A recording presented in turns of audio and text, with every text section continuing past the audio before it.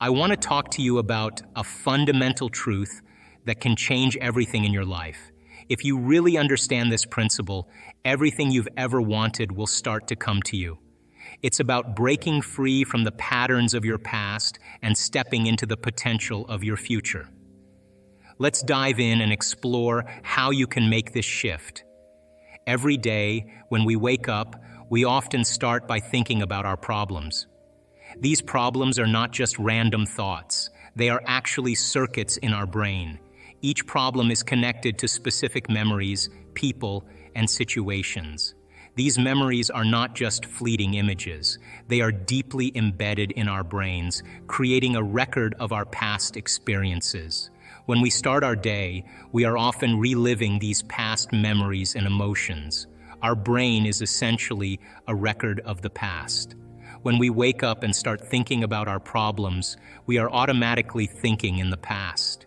Each of these memories carries an emotion, and emotions are the end product of past experiences. So the moment we recall those memories, we start to feel unhappy, sad, or even in pain. Our thoughts and feelings create our state of being, and if we start our day thinking about past problems, we are essentially living in the past. This is crucial because if your brain is a record of the past, your familiar past will soon become your predictable future.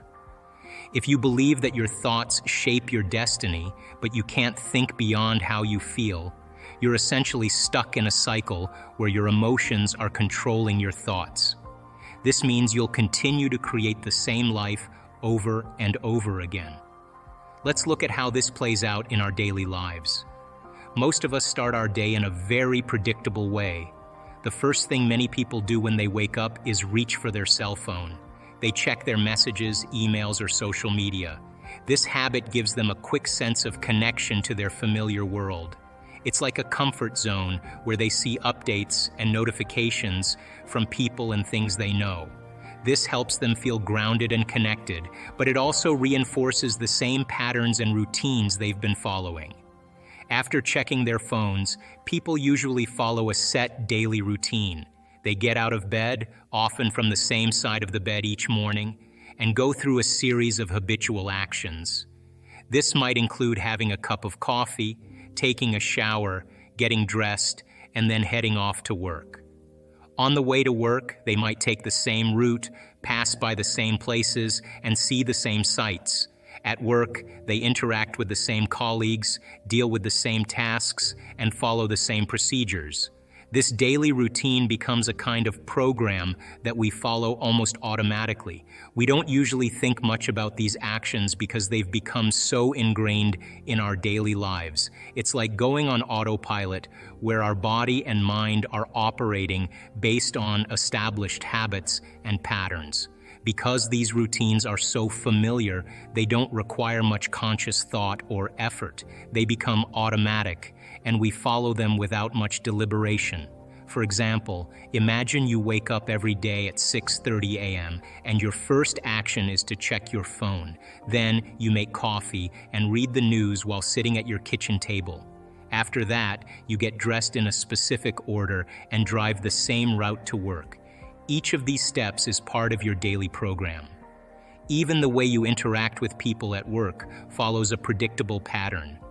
This routine can become so automatic that you might not even notice you're doing it. By the time we reach 35 years old, about 95% of who we are is a memorized set of behaviors, emotional reactions, and unconscious habits. These patterns function like a computer program running in the background. This means that even if we consciously want to make changes, like being healthier or happier, our subconscious programming can override our intentions. To break free from this cycle, we need to change our brain's operating system. This is where the analytical mind comes into play. The analytical mind separates our conscious thoughts from our subconscious programming. To access and change this programming, we need to get beyond the analytical mind. This is where practices like meditation become important. Through meditation, you can slow down your brain waves and enter a state where you can make significant changes. Most people only decide to change when faced with a crisis or trauma. a health scare, a loss, or a tragedy, but you don't have to wait for these moments to make a change. You can learn and transform in a state of joy and inspiration just as easily as in a state of pain and suffering.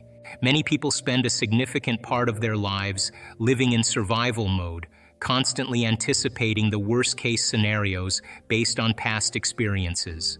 This anticipation conditions their body to be in a state of fear, and they become addicted to the emotional rush of these fears. They use their problems to reaffirm their limitations, feeling something, even if it's negative, rather than feeling nothing. When people wonder why they keep falling back into their old habits and patterns, they often look to their past experiences for answers. They say things like, "I keep doing this because of what happened to me before." But what's really going on is a bit deeper than just remembering past events. Every time someone thinks about an old event, their brain and body start reacting as if that event is happening all over again. Let's say you had a tough situation years ago, like a stressful job or a difficult relationship. If you keep thinking about that event, your brain and body respond in the same way they did back then. It's like a replay button that keeps pressing itself, making you feel the same emotions now as you did then. Here's why this happens. Your body is like a storage system for your past experiences. It doesn't just remember what happened, it also holds on to the feelings that came with those experiences. This means that when you recall a stressful event, your body starts to feel stressed again. It doesn't matter if the event happened years ago or if it's just something you're thinking about. The feelings you had in the past come rushing back as if you're living through them right now. Think of your body as a kind of unconscious mind. It's always working behind the scenes, reacting to whatever thoughts and feelings you're experiencing. When you think about a past event, your body doesn't know the difference between what's real and what's imagined. It responds to your thoughts as if they were real events happening in the present. So, if you're constantly worrying about a negative future scenario, your body reacts as though it's already happening. This means you start to feel anxious or stressed, even though nothing is actually going wrong at the moment. This automatic response is why it can be so hard to break free from old patterns. If you keep thinking about past problems or future worries, you're essentially setting yourself up to repeat the same emotional responses over and over. Your body gets used to these feelings, and they become a kind of default setting. This makes it really difficult to change your habits or feelings because you're always reacting based on the same old patterns. For example, if you had a bad experience with public speaking, you might continue to feel nervous every time you think about speaking in front of others. Your body remembers the fear and anxiety from the past, and it reacts as if you're about to face the same situation again. Even if you're in a different setting or the stakes are lower, your body doesn't know the difference. It just responds based on what it has learned from past experiences. To start changing this, you need to understand that your body and mind are deeply connected. The way you think and feel influences how your body reacts. If you want to change your patterns, you need to start by changing the thoughts and feelings you have about your past and your future. This means becoming aware of the old patterns and choosing to focus on more positive and supportive thoughts instead. Here's where understanding this principle becomes transformative. Your body and mind are deeply interconnected. If you want to change your life, you need to shift how you think and how you feel. You can't wait for external circumstances to change before you start feeling differently. Instead, you need to feel the emotions you want to experience as if they are already part of your life. So how do you make these changes? Start by taking some time out of your busy life. Turn off your cell phone, TV, and computer. Sit quietly and close your eyes. This is the first step. When you center yourself and focus on the present moment, you harness more energy to create the future you want.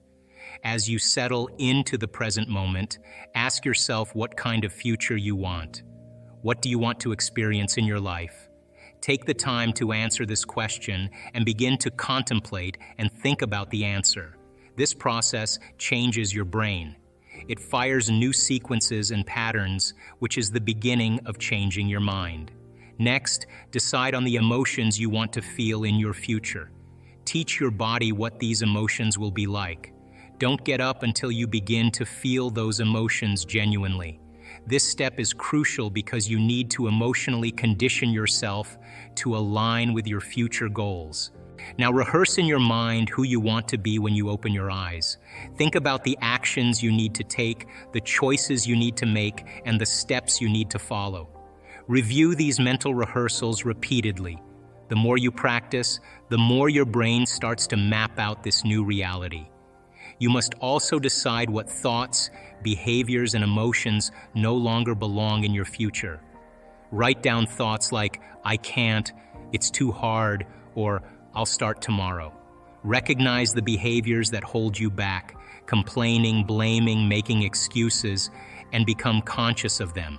Change them. To truly transform your life, it's essential to align your body with a new mindset. Let's break this down into simple steps so you can understand and apply it to your own life. First, think about what you want to achieve. Maybe you want to be wealthy, healthy, or successful. It's crucial to recognize that to achieve these goals, you need to change more than just your actions. You have to change your feelings and your emotional state as well. Your body needs to adapt to match the new reality you're working towards. If you want to become wealthy, for example, you can't keep feeling like you're poor or lacking. Feeling poor will only keep you stuck in a mindset of scarcity. Instead, you need to start feeling abundant even before you see the results. This means practicing gratitude for what you have and visualizing yourself as already being wealthy. Imagine how it feels to have financial freedom, how you would act, and how you would feel. Let those positive emotions become a part of your daily life. Similarly, if your goal is to be healthy, you can't hold on to feelings of insecurity or fear about your health. If you constantly worry about getting sick or feeling unwell, you're creating stress and negativity in your body. Instead, you should focus on feeling confident and strong. Visualize yourself in good health and feel the emotions of vitality and energy. Practice feeling positive and strong every day, even if you're not fully there yet. Your body will start to align with these new feelings, and you'll be more likely to take actions that support your health. The key is to condition your body to match the emotions of your new goals. This means practicing feeling the way you want to feel, even if your current reality doesn't match it. For instance, if you're aiming for a new job or career, start by feeling successful and capable now. Imagine yourself succeeding in your new role, and let those feelings of accomplishment and confidence fill you up. One way to do this is through regular practice. Spend a few minutes each day visualizing your desired outcome. Close your eyes and imagine living your ideal life. How does it feel? What are you doing? Let those feelings become real to you. This practice helps rewire your brain and body, aligning them with the reality you want to create. By following these steps every day, you begin to change your personality, which in turn changes your personal reality. Your personality is made up of how you think, act, and feel. Changing any one of these elements changes your life. The key takeaway is that you have the power to create your future by changing your thoughts, emotions, and actions. The future is not something to be predicted, but something to be created. When you understand this principle and apply it consistently, everything you desire will come to you.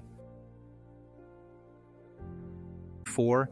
You shut the alarm clock off with the same finger, you slip into your favorite slippers, you shuffle into the bathroom and you use the toilet like you always do, then you walk over to the mirror and you look at yourself to remember who you are. Then you get into the shower and you wash yourself in the same routine way. Then you groom yourself to look like everybody expects you to look. Then you go downstairs and you drink coffee out of your favorite mug. Then you drive to work the same way as you did the day before. You see the same people that push the same emotional buttons. You do the exact thing that you know how to do, and you memorize and can do so well that you're an expert at. Then you hurry up and rush home so you can hurry up and check your emails, so you can hurry up and go to bed, so you can hurry up and do it all over again. Now here's my question, did your brain change at all that day? We could say that you were thinking the same thoughts, performing the same actions that create the same experiences, that produce the same emotions, but secretly expecting something to change in your life. So then, as the environment turns on different circuits in your brain, you begin to think equal to your environment. As you see the same people and go to the same places and do the same things at the same time, it's the external environment that's turning on different circuits in your brain, causing you to think equal to everything that you know. And as long as you think equal to everything that's familiar and known to you, what do you keep creating more of? Same life. The same law's still applying to you. You're just thinking equal to everything that you know, and you keep creating more of the same. To change, to truly change, is to think greater than your environment. And every great person in history knew this, whether it was William Wallace or Mahatma Gandhi or Martin Luther King or Queen Elizabeth I or Joan of Arc. They all had a vision. They all had an idea, couldn't see it, couldn't smell it, couldn't taste it, couldn't feel it. It was alive in their mind. It was so alive in their mind that they began to live as if that reality was actually happening now. So can you believe in a future that you can't see or experience with your senses yet, but you've thought about enough times in your mind that your brain is literally changed to look like the event has already happened? Neuroscience says it's absolutely possible. Now your personality creates your personal reality. That's it, it's that simple. And your personality is made up of how you think, how you act, and how you feel. So the present personality who's sitting here today, you, has created the present personal reality called your life. Now we're talking about innovation. Now once the idea comes, the next step is that you have to take action. Now that means that you have to be willing to step into the unknown. It means that you have to step outside the familiar self. When we begin to get creative, something unusual happens. We stop living by those survival emotions. Those survival emotions alter our perception and cause us to look at the future through the lens of the past. So there is this kind of model that says, here's the old self and here's the new self, and there's a gap between the two. And when we no longer think, act, and feel in the same way, all of a sudden we start to feel uncomfortable. We start to feel unfamiliar. It starts to become unknown to us. And most people, the moment they step outside of the old self, because they're no longer making the same choice, they don't feel like themselves any longer. So the first thing they do is they make the same choices that produce the same behaviors, that create the same experiences, that produce the same emotions, and they say, this feels comfortable or it feels familiar. The person, the maverick who's willing to step out into the unknown, that unknown is the perfect place to create from, because only in the unknown can you create something new. And if you and I can become comfortable in that unknown place, then the best way to predict the future is to create it. Teach your body emotionally what that future feels like before it happens. Now why? Well, the stronger the emotion you feel from the future you're creating, the more you're going to pay attention to the pictures in your mind, and you're going to begin to remember your future. And biologically, it's the same as remembering your past. So then you have to stay in the feeling of that future in order for you to be aligned to that destiny. When people start crossing the river of change from the old self to the new self because they're no longer thinking, acting, and feeling in the same way, there is literally a biological, a neurological, a genetic, a chemical death of the old self.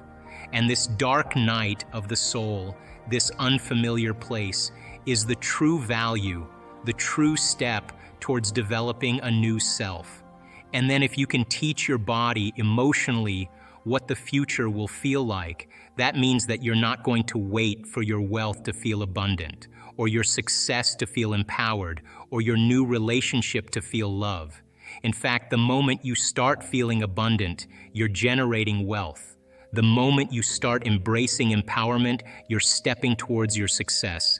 If you get up from a creative process and you feel grateful, you feel a love for life, you feel a joy for existence, you feel a passion for the moment, you will not be looking for your future because you'll feel like it's already happened. When you get to that moment where you have that feeling, that's your compass, because that feeling is going to drive your behaviors. It's going to drive more of those thoughts. And when you feel that feeling and it's visceral, no person, no thing, no experience will stand in the way between you and that vision, and you will be initiated by the universe into wealth.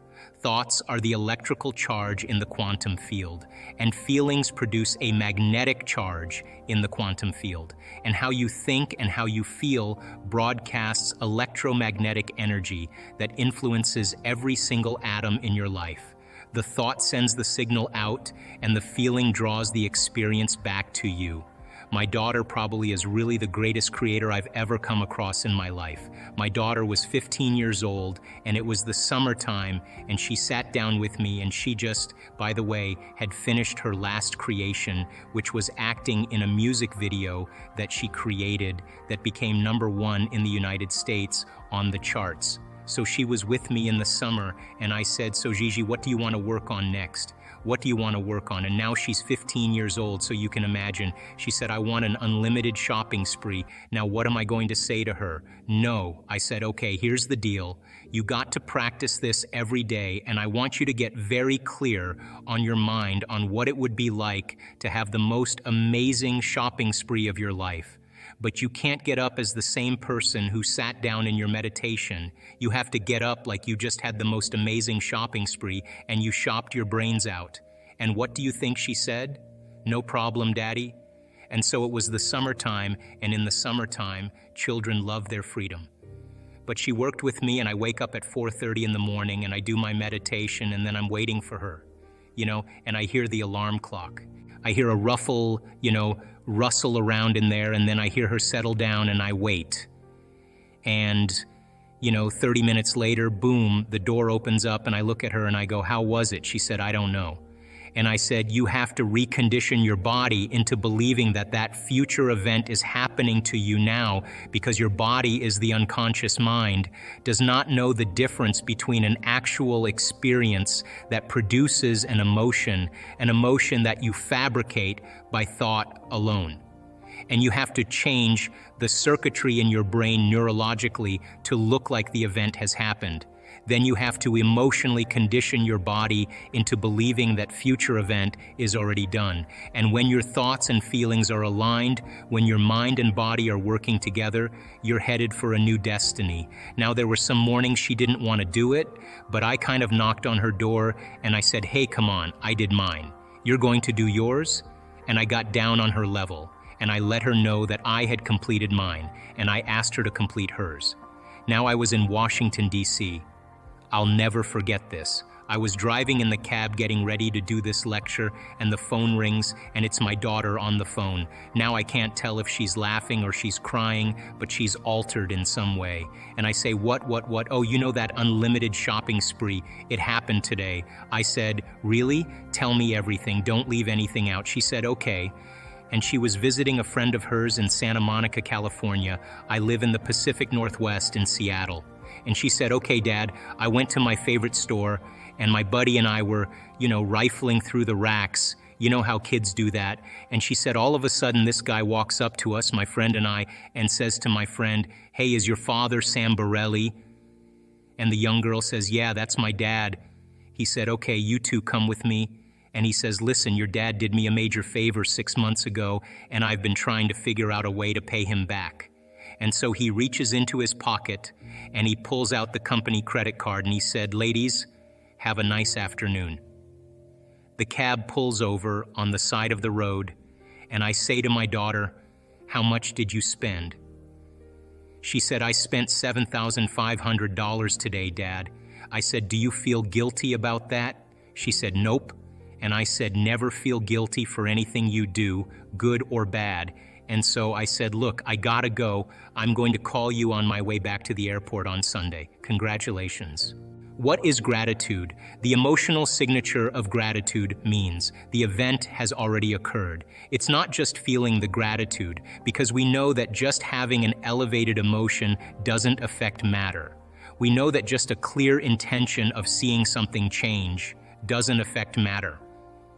They've done experiments on this. You have to combine then the clear intention with the elevated emotion. The emotion is the energy, the frequency, the carrier of the thought. The thought is the intent. It is the direction. It is the specific field frequency. So it's like tuning a radio dial. So if it's all about vibration, it's all about energy. When there's a vibrational match between your energy and that in that potential that exists in the quantum field, when there's a vibrational match, it's going to find you.